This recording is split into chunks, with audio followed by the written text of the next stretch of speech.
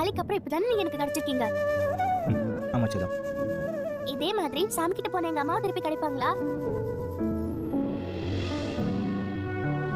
இங்க பாருமா, சாமி கிட்ட போனவங்க திரும்பி வர்றது ரொம்ப கஷ்டம்.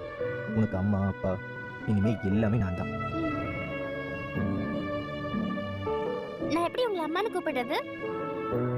இப்போ அனாமிகாக்கு என் மேல கோவம் தீர்ந்துருச்சுன்னா நீ அனாமிகாவே அம்மான்னு கூப்பிடலாம். சரியா? சரி. உனக்கு வெக்கமா இல்ல? அனாமிகா ப்ளீஸ், குழந்தை எதற்கு எந்த சண்டையும் வேண்டாம். இத நான் குழந்தையாவே நினைக்கல. இது என் வாழ்க்கையோட தொல்லை. எங்க இருந்தோ வந்த இவளுக்கு நான் அம்மாவா? ஏய் உன்ன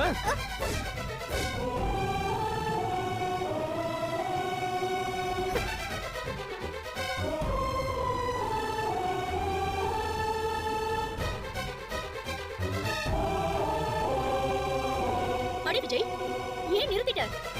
சாரி அனாமிகா. இங்க பாரு விஜய், நீ இந்த குழந்தைக்காக என்ன அடிக்க முடிவெடுத்தப்பவே தெரியுது நீ எனக்கு எவ்வளவு மரியாதை கொடுத்திருக்கேன்னு.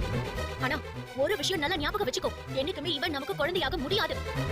அதே மாதிரி நமக்கு பிறக்க போற குழந்தைக்கு தான் சட்டப்பூர்வமா சொத்து அதிகாரம் வந்து சேரணும். ஜாக்கிரதை. குழந்தைய பத்தி நீ பேசுற?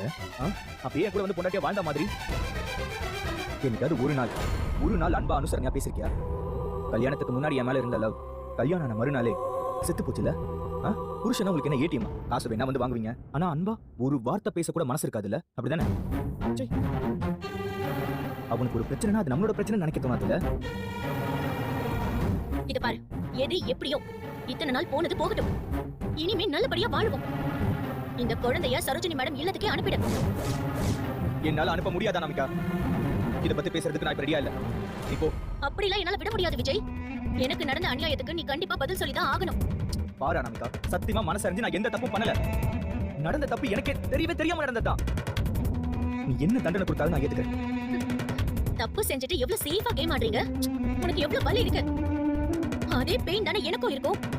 நான் அந்த ரவுடிங் எல்லாம் அரேஞ்ச் பண்ணவே இல்ல. ஆனா பழி மொத்தமா ஏன் மேல விழுந்தது. அத நீயும் இந்த வீட்ல இருக்கிறவங்க மத்தவங்களும் சொல்லி இப்ப வீடே என்ன கட்டும் கட்டுது. இதெல்லாம் பாத்துக்கிட்டு நான் சும்மா இருப்பேன்னு மட்டும் நினைக்காதீங்க விஜய். வாழ்க்கையில இனிமே இந்த அழகே கிடையாது. இந்த வீட்ல சந்தோஷமா இருக்காது. அதுக்காக நான் என்ன வேணாலும் பண்ணுவேன் விஜய். என்ன நடந்தாலும் அதை ஃபேஸ் பண்றதுக்கு ரெடியா இரு. மேலும் இது போன்ற வீடியோக்களை தொடர்ந்து பார்க்க மறக்காம நம்ம சேனலை சப்ஸ்கிரைப் பண்ணுங்க. கூடவே பெல் பட்டனை அழுத்துங்க. அப்போ தான் நான் போடுற ஒவ்வொரு வீடியோவும் நோட்டிஃபிகேஷன் வரும். தேங்க்யூ.